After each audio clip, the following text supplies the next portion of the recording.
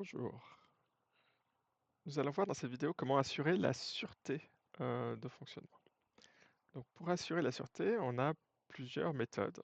La première stratégie, c'est d'éviter les fautes, ou rappeler les causes qui vont provoquer des erreurs. Euh, Notre méthode, c'est la prévention. Donc on va analyser les causes potentielles de fautes et prendre des mesures pour les éliminer ou réduire la probabilité. Notre méthode, c'est l'évaluation. On va prévoir les fautes et les mesures à prendre en compte lorsqu'on va détecter qu'une faute est arrivée. La prévision est souvent statistique et on va prendre des mesures plus ou moins contraignantes suivant les chances, les probabilités d'occurrence des fautes que l'on a modélisées. Et puis, on peut aussi vérifier le système avant sa mise en route pour essayer de détecter toutes les pannes restantes. Quelque chose que l'on fait par exemple particulièrement dans les avions avant qu'ils décollent. On appelle une checklist. Donc la tolérance aux fautes, ça vise à préserver le service malgré l'occurrence de fautes. Et il y a une seule solution universelle à ce problème, c'est la redondance. Alors du matériel, du logiciel, du traitement, des données. Donc on va multiplier le nombre d'objets qui vont faire la même chose pour garantir qu'on arrive à obtenir le résultat escompté. En informatique, comme on peut copier librement les données, c'est relativement facile.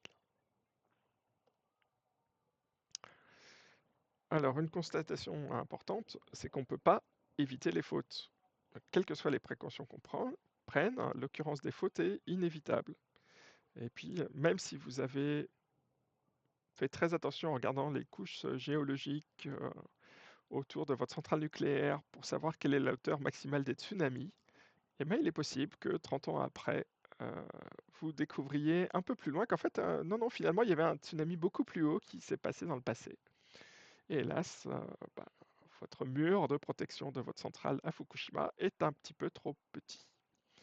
Et donc, voilà, les fautes sont inévitables, elles peuvent arriver, et tout ce qu'on peut faire, c'est essayer de réduire la probabilité de leur occurrence. Euh, la conception, à l'origine, est la clé de la tolérance aux fautes. C'est-à-dire, il va falloir faire un système qui se comporte éventuellement de manière dégradée aussi bien que possible, quelles que soient les fautes qui peuvent survenir. Et il n'y a pas de solution absolue. Euh, on peut seulement faire des hypothèses, et pour ces hypothèses, on va pouvoir les traiter. Euh, mais du coup, il faut avoir formulé toutes les hypothèses explicitement pour avoir une analyse correcte. Alors, plusieurs phases successives interviennent dans les mécanismes de tolérance aux fautes. Il y a 4 grandes étapes. La première, c'est la détection. Il va falloir découvrir qu'il y a eu une erreur, un état incorrect du système, pour se rendre compte qu'on va peut-être avoir une défaillance. La deuxième, c'est la localisation. C'est identifier le point précis de l'espace et du temps où il y a une erreur. Quelle est la variable qui ne marche pas pour pouvoir la corriger. L'isolation, c'est essayer de confiner l'erreur. On a détecté l'erreur, on sait où elle est, donc on va éviter qu'elle se propage à d'autres parties du système pendant qu'on va pouvoir faire la réparation, remettre en état le système pour fournir à nouveau un service correct. Donc il y a deux types de techniques. On peut traiter les erreurs, donc les états qui sont incorrects. Et donc on va détecter l'existence d'un état incorrect et le remplacer par un état correct, conforme aux spécifications. Et puis on peut traiter les causes, les fautes.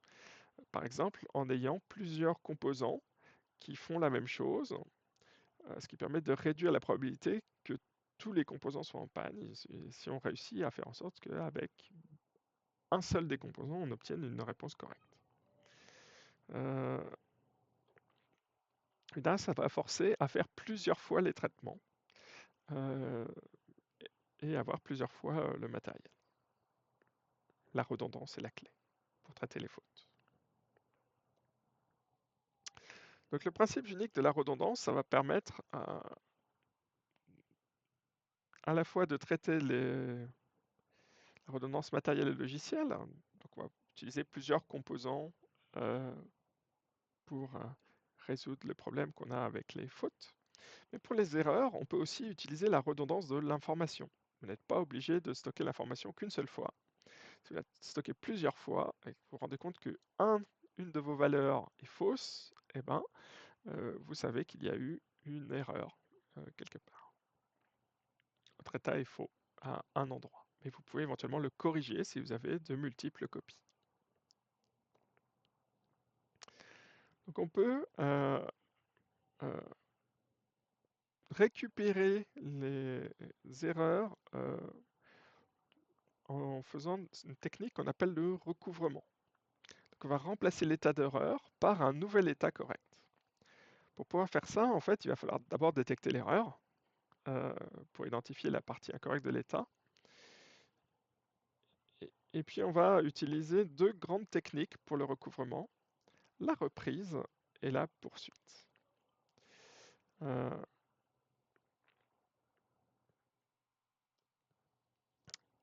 Une autre technique, à la place du recouvrement, c'est la compensation.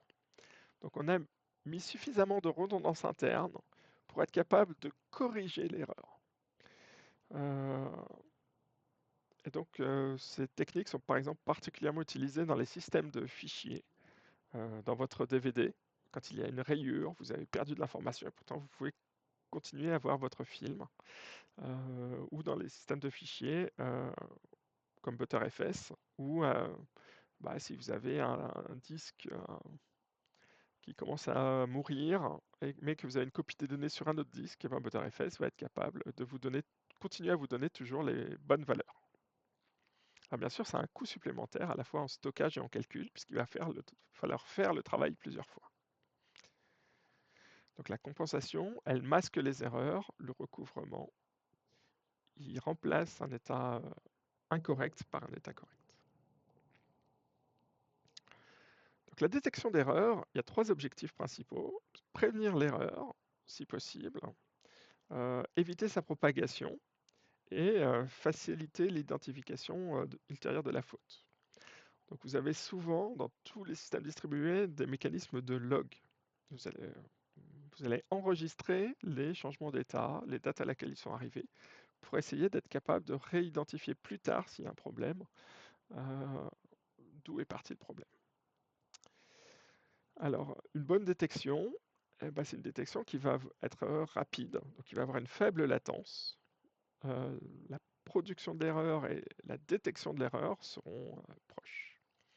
Chose importante aussi, c'est qu'il va falloir regarder quel est le pourcentage des erreurs détectées.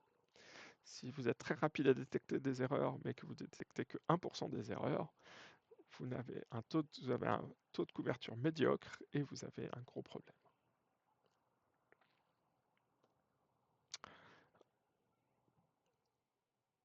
Pour faire la détection, on peut, lorsqu'on a dupliqué les composants, comparer les différentes sorties de ces composants. Ils sont censés, quand ils fonctionnent, ils sont censés tous donner exactement les mêmes valeurs.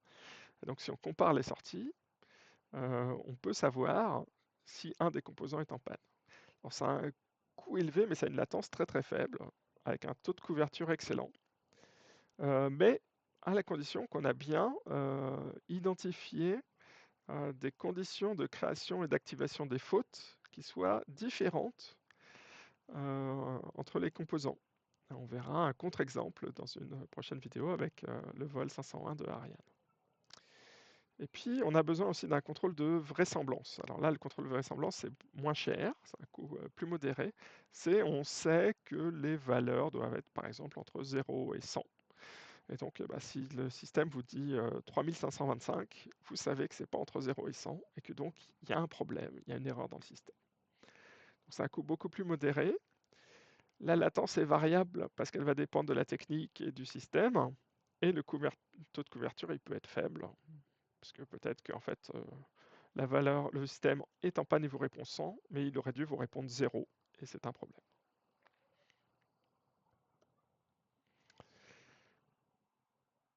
En conclusion de cette vidéo, Donc on peut éviter les fautes soit en les prévenant, soit en les évaluant, soit en les vérifiant. La tolérance aux fautes, ça consiste à détecter, localiser, isoler et réparer une faute. Et la redondance est l'outil ultime, que ce soit pour le recouvrement ou la compensation. La détection n'est pas instantanée, elle a une certaine latence et elle n'est pas certaine, elle a un certain taux de couverture. Dans la prochaine vidéo, je m'intéresserai plus spécifiquement au recouvrement et à la compensation.